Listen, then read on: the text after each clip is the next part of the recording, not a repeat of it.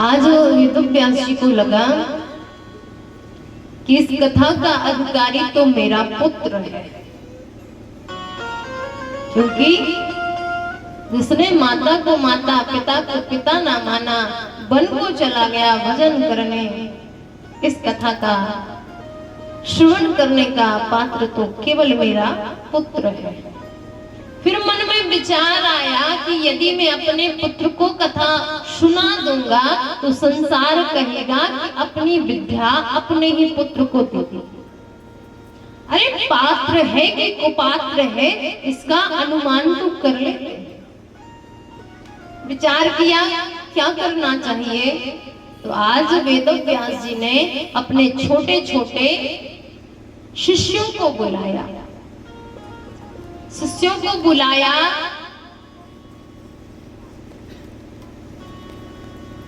बुला करके 2-4 श्लोक सिखाए और कहा जंगल में जाना, वहां हमारा पुत्र है, उसको श्लोक सुनाना।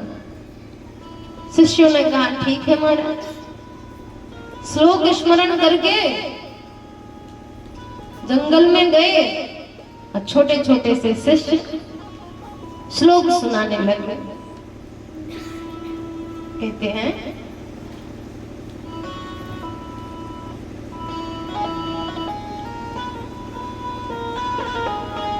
छोटे छोटे से शिष्य और श्लोक कहते हुए कहते हैं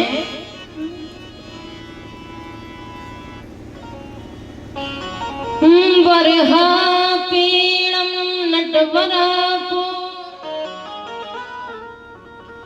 कर्णयो कर्णिकारकम्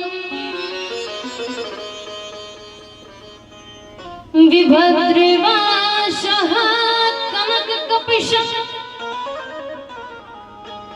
वैजयन्ती च माला।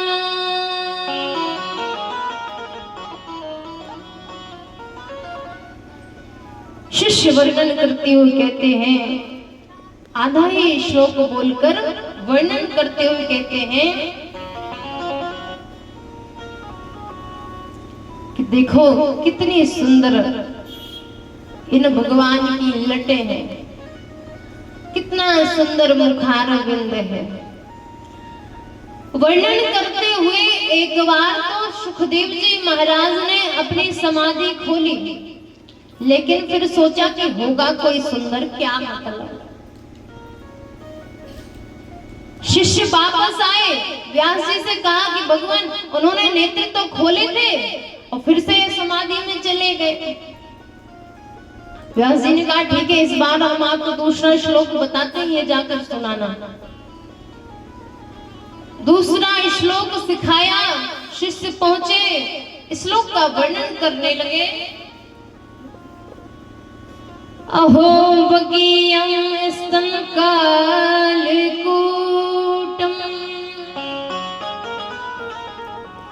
जिधांशया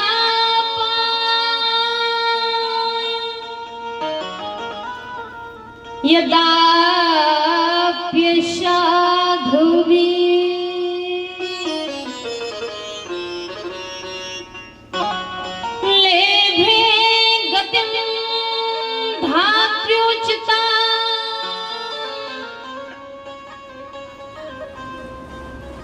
ततो अन्यं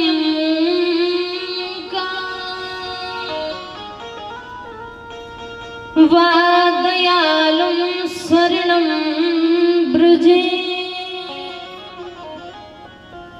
अरे देखो तो इस पूतना को, अरे लगाकर स्तन में तो जहर आई थी, लेकिन परमात्मा ने गति अपनी जो मैया को प्रदान करनी थी, वो गति आज ही प्रदान कर दी। सुखदेव जी महाराज ने सुना, नेत्र खोले, कौन है ऐसा कृपा का पात्र, कहा हमको ये पूरा सुनाओ। शिष्यों ने कहा महाराज, हमको तो ये आधा अधूरे श्लोक ही आते हैं, आपके पिताश्री के पास तो ऐसे 18,000 मंत्र है, आप उनसे जाकर सुनिए। तुरंत भागते हुए महाराज सुखदेव जी आए। तो व्यास जी ने कहा कि हम तुमको ये कथा तभी श्रवण कराएंगे, तब तुम इस कथा को श्रवण करने के अधिकारी बनोगे, पात्र बनोगे। कहा क्या करना होगा? कहा जाओ महाराजा जनक के पास अपना परीक्षण करवा दिया। पत्र लिखा महाराजा जनक को कि मेरा पुत्र आ रहा है, इसकी परीक्षा ले ले। सुखदेव जी महाराज पहुंचे। जनक जी महाराज ने द्वारपालों से कहा कि 4 दिन तक सुखदेव जी महाराज को भीतर भवन में प्रवेश मत देना और देख लेना, अगर उनके मुखार बिंद पर थोड़ा सा भी क्रोध आए वापस भेज देना। 4 दिन हो गए महाराज, चैत्र का महीना, कितनी धूप पड़ती है, ऐसे ही खड़े हैं। सैनिकों ने महाराजा जनक से कहा महाराज सुखदेव जी महाराज के मुखारबिंद की जो चमक थी ना, वो 4 दिन पहले जैसी थी, आज भी वैसी ही है। राजा जनक ने महल में प्रवेश कराया, आसन दिया। परम सुंदरियां महाराज, अनेक स्त्रियों को बुलाया, आलिंगन करवाया गया, लेकिन देखा कि सुखदेव जी महाराज पर काम का कोई प्रभाव नहीं पड़ा। जनक जी महाराज चरणों में लेट गए कि प्रभु क्षमा करना, आपके पिताश्री की आज्ञा थी, सो मैंने ये भूल करी। आपसे बड़ा इस कथा का कोई दूसरा अधिकारी नहीं है। सुखदेव जी महाराज वेदव्यास जी के पास आते हैं। आज वेदव्यास जी महाराज ने अपने पुत्र को श्रीमद् भागवत कथा श्रवण कराई। श्री सूत जी महाराज कहते हैं शौनकादिक ऋषियों से कि उन्हीं सुखदेव जी महाराज ने राजा परीक्षित को 7 दिन की कथा श्रवण कराई थी श्रीमद् भागवत की, क्योंकि उन्हें 7 दिन में मरने का श्राप मिला था। शौनकादिक ऋषियों ने पूछा महाराज अब ये परीक्षित कौन है, इनको क्यों श्राप मिला, किसने श्राप दिया, क्या किया था जो 7 दिन में मरने का श्राप मिला था? तो श्री सूत जी महाराज कहते हैं कि जिस भक्त की कथा भगवान से जुड़े उसका वर्णन करना निश्चित है। आज बताया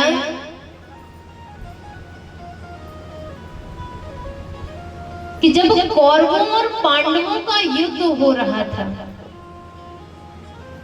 उस समय कौरवों में 99 जो पुत्र थे उनके वो मारे गए। आज देखा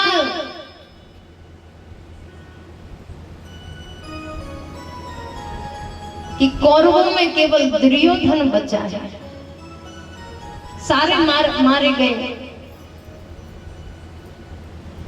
तो उस समय गुरु द्रोणाचार्य का पुत्र था अश्वत्थामा।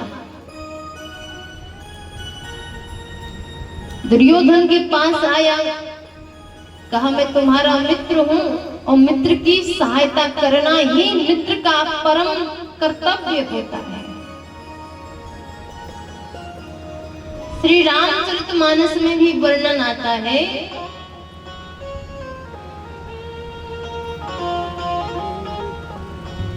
कि जेना मित्र दुख होए दुखारी, जेना मित्र सुखी होए दुखारी, मित्र दुख होए दुखारी, जेना मित्र सुखी होए दुखारी, जेना मित्र दुख होए दुखारी,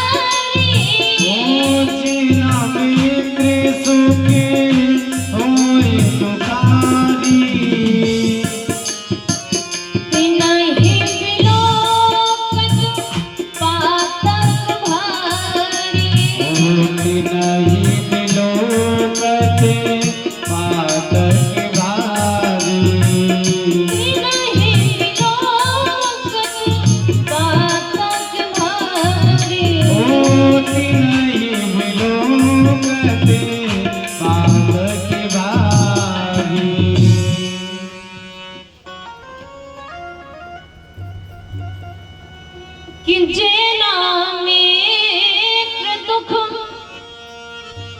और हो ही दुखारी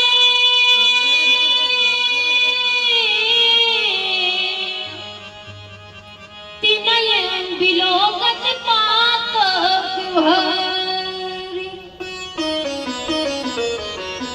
जो मित्र के दुख को देखकर दुखी नहीं होते महाराज, उसको देखने में भी पाप लगता है। और आजकल तो महाराज मित्र ही पीठ पीछे पार कर देते हैं। देखना संसार में धोखा कौन देता है? जिस पर तुम्हें सबसे ज्यादा भरोसा है, वही धोखा देता है।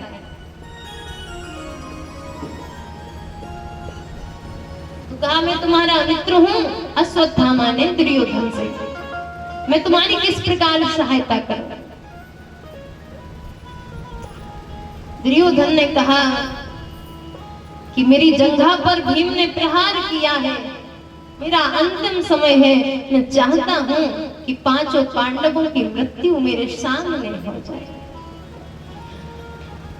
कहा ठीक है, मैं अभी जाता हूं और पांचों पांडवों के सर तुम्हारे सामने लेकर आ जाऊंगा। ये तो बड़ी अच्छी बात है। अश्वत्थामा गया। अब जिसके साथ ठाकुर जी हो महाराज, उसकी कभी हार हो सकती है क्या? जहां पांडव शयन करते थे, सोते थे, आज ठाकुर जी ने कहा यहाँ द्रौपदी के पांचों पुत्रों को सुला दिया जाए, तो चलो हम लोग थोड़ा घूम लेते हैं।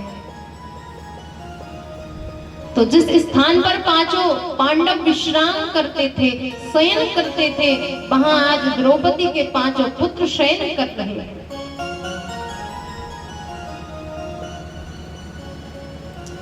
क्योंकि भगवान किसको मारना चाहते हैं, किसको बचाना चाहते हैं, ये उन पर निर्भर होता है।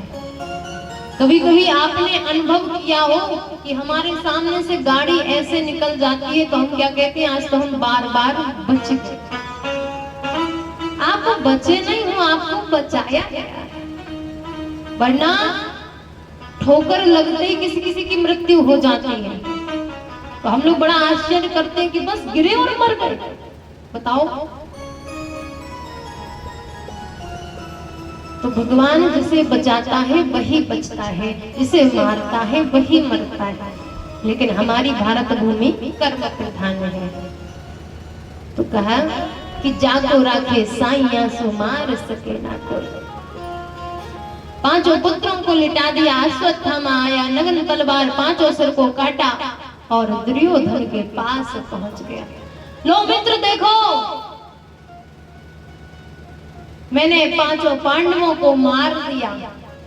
तुम्हें विश्वास हो जाए इसलिए मैं उनके पांचों शीशों को लेकर आया हूँ, 5 सरों को लेकर आया हूँ। आज तुम अपने हृदय की पीड़ा को ठंडी करो, शांत करो।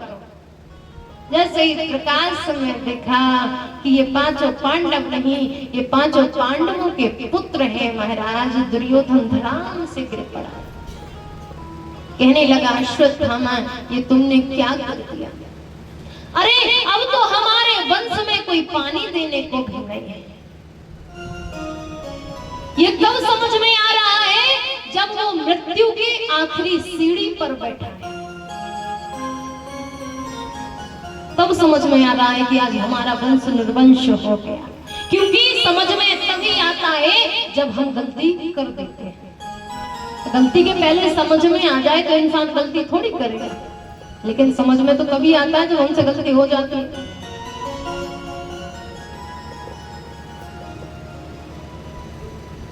विलाप करने लगा, रुदन करने लगा। जैसे ही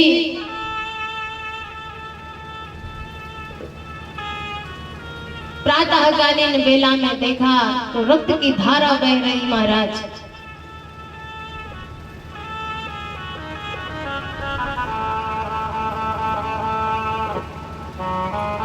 द्रौपदी मैया कुरही की भांति विलाप करने लगी। बताओ, जिसका एक पुत्र मर जाए उस माता को उस पुत्र की पीड़ा जीवन पर्यंत रहती है, जब तक वो स्वयं ना मर जाता। उस बालक का चाहे वो 1 वर्ष का हुआ हो, चाहे तुरंत पैदा होते ही मर जाए, लेकिन फिर भी 10 साल बाद भी पूछोगी तो वो उसका एक एक हिस्सा बता देती है कि कैसा रंग था, कैसी आंखें थी, कैसे हाथ थे, बता देती है कि नहीं बता देती। चाहे वो तुरंत हुआ हो वो तुरंत ही मर जाता है। लेकिन आज मैया द्रौपदी की एक साथ में एक नहीं 5 संतानें सामने पड़ी हैं, बिना शीश के धड़ पड़ा हुआ है। क्या गति हुई होगी मैया द्रौपदी की। आज विलाप करने लगी।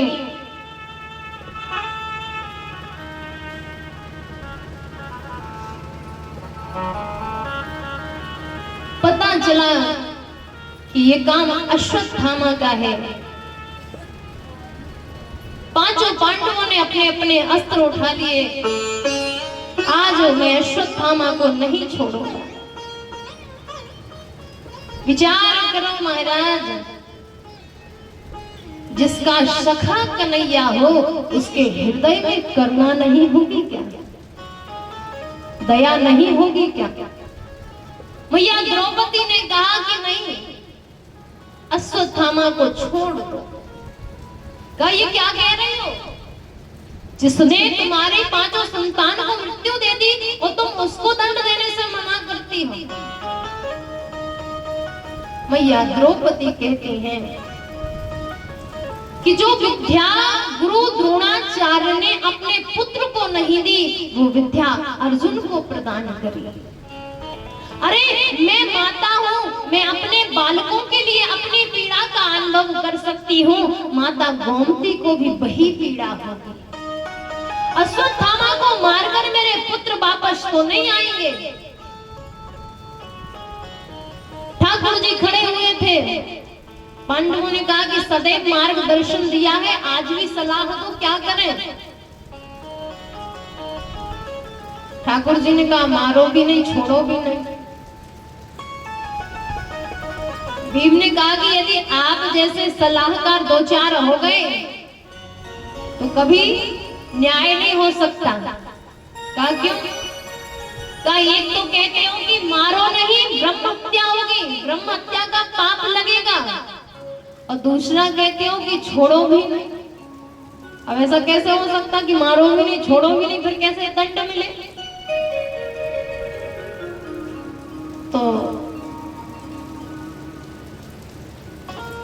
अश्वत्थामा को पकड़ कर लाया गया। सबते कठिन जाति अपमाना, समाज में उसका सर मुंडवा दिया, मूंछ मुंडवा दी महाराज, अपमानित कर दिया। क्योंकि ब्राह्मण के मस्तिष्क में मणि विराजमान होती है। वो मणि नहीं जिससे पैसे मिलते हैं, एक तेज होता है। अपमान हो गया वो तेज नष्ट हो जाता है। अब तो उसे और क्रोध आ गया, इतना क्रोध आ गया। अब उसने विचार किया कि अब मैं पांडवों का विनाश करके ही रहूंगा। देखा कि इनके यहाँ कौन है, तो अभिमन्यु की पत्नी है उत्तरा, वो गर्भ से थे। आज अश्वत्थामा ने उस गर्भ के लिए, गर्भ को समाप्त करने के लिए ब्रह्मास्त्र का प्रयोग किया। जैसे ही ब्रह्मास्त्र चलाया महाराज, ब्रह्मास्त्र उत्तरा के पीछे आ रहा है, पीछे पीछे आ रहा है। उत्तरा भागती है, चिल्लाती है। देखा सामने कन्हैया है, प्रार्थना करने लगे, कृष्ण कृष्ण महाबाहो भक्ता नाम भयंकरा, हे प्रभु मुझे बचाओ, मेरी रक्षा करो। भगवान ज्योति का जो स्वरूप होता है महाराज, ज्योति का आकार कितना सा होता है? एक अंगूठे के समान। उतना छोटा स्वरूप लेकर शंख चक्र गदा पद्म के साथ भगवान श्री हरि उत्तरा के गर्भ में प्रवेश कर गए।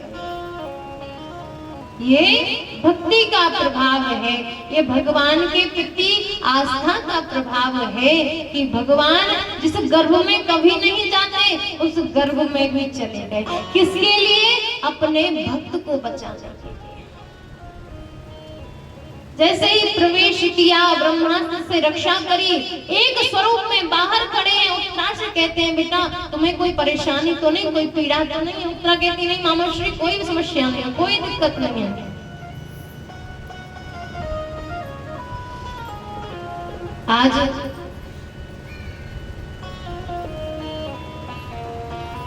भगवान श्री हरि ने, क्योंकि अश्वत्थामा मर नहीं सकता था, उसी वरदान है, तो 3000 निर्जन वन रक्त की दुर्गंध का श्राप दे दिया। समय आया, ठाकुर जी द्वारिका चले गए। धीरे धीरे समय आया, आज श्री परीक्षित जी महाराज का जन्म होता है। कभी आपने ऐसा बालक देखा है कि बच्चा पैदा हो और उठ के बैठ जावे? 2-4 महीने तो लगते हैं उसको बैठने में, लेकिन परीक्षित जी जैसे ही पैदा हुए, जन्म लिया, बैठ गए। चारों तरफ देखते हैं, सब आश्चर्यचकित हो जाते हैं कि ये कैसे संभव है महाराज? कोई बालक जन्म ले वो चारों ओर देखने लग जाए, और अगर ये देख भी रहा है तो ये देख क्या रहा है? वे तो व्यास जी महाराज ने कहा कि ये उनको देख रहा है जिसको गर्भ में देखा था। विचार करना, केवल राजा परीक्षित हैं जिन्होंने गर्भ में ठाकुर जी के दर्शन कर लिए। ठाकुर जी को पत्र भेजा गया, बहुत सारा सामान लेकर आए, भेंट प्रदान करी। आज देखा तो परीक्षित जी को इधर उधर करके देख रहे थे, जैसे ही ठाकुर जी को देखा हंसने लगे महाराज, हंसने लगे। ठाकुर जी ने परीक्षित को गोद में लिया और सुंदर सी मंगल सी बधाई होने लगी। आज हस्तिनापुर में बड़े भाव से महाराज, क्योंकि ये परीक्षित जी हैं जिनकी वजह से सप्ताह की कथा हम और आपको विधि पूर्वक श्रवण करने को मिला है। तो आइए, क्यों बधैया बाजे और जवनी को लागे, बधैया बाजे जवनी को लागे, बाजे जवनी को लागे, बधैया बाजे जवनी को लागे, बधैया बाजे जवनी को लागे।